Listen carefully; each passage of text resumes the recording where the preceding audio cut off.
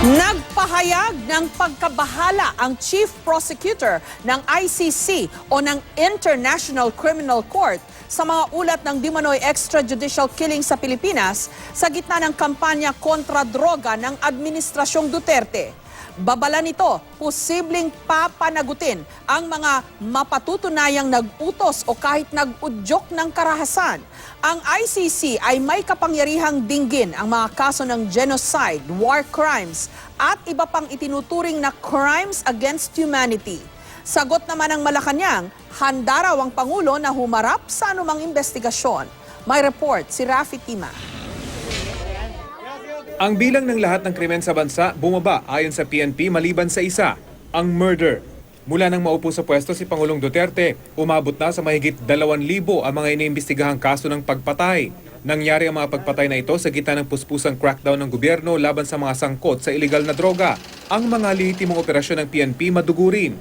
Umabot na sa mahigit 1,500 ang mga napatay na mga sospek na umunoy nanlaban sa mga otoridad. Makailang ulit nang dinipensahan ni Pangulong Duterte ang kanyang kampanya kontra droga sa mga bumabatikos dito mula sa loob at labas ng bansa. Pero naglabas ng babala ang prosecutor ng International Criminal Court o ICC. Nababahala raw ang ICC sa ulat ng extrajudicial killing sa Pilipinas. Ang nakababahala pa raw ay ang mga public statement ng matataas na opisyal ng gobyerno ng Pilipinas na tila kumukonsinti raw o humihimok pa sa mga puwersa ng Estado at sibilyan na gumamit ng dahas.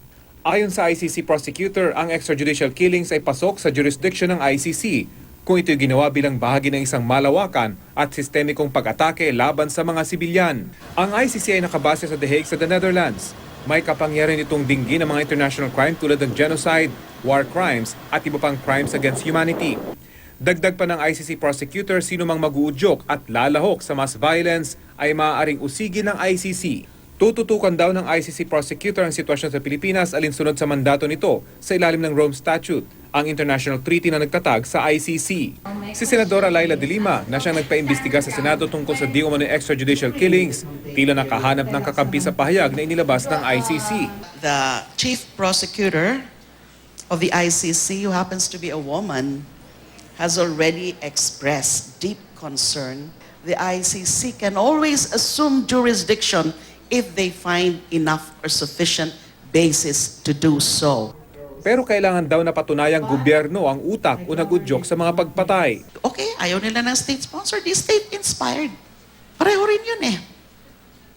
Look at all the pronouncements, the bold pronouncements of the president, of his lieutenants like De La Rosa.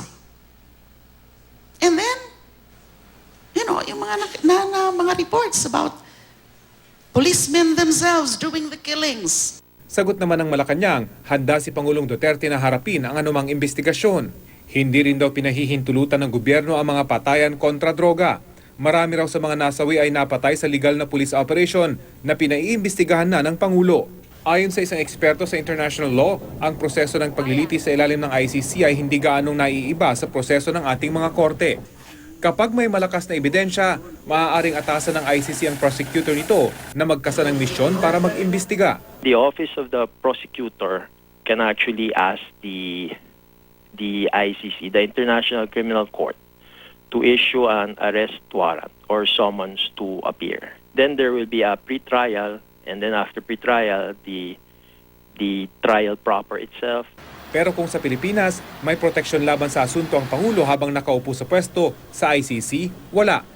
It's one of the principles in the Rome Statute that heads of state cannot invoke state immunity. They cannot invoke the immunity of heads of state because the very essence of the Rome Statute is that we don't want impunity. Ang pinakaunang presidente na nakasuhan sa ICC ay si Omar Hassan Ahmad al-Bashir ng Sudan dahil sa pag-uutos umano ng mass killing, rape at iba pang karahasan laban sa mga sibilyan. Nakabinbin pa rin hanggang ngayon ang kaso mula ng isang pa ito noong March 2009. Rafi Tima, GMA News.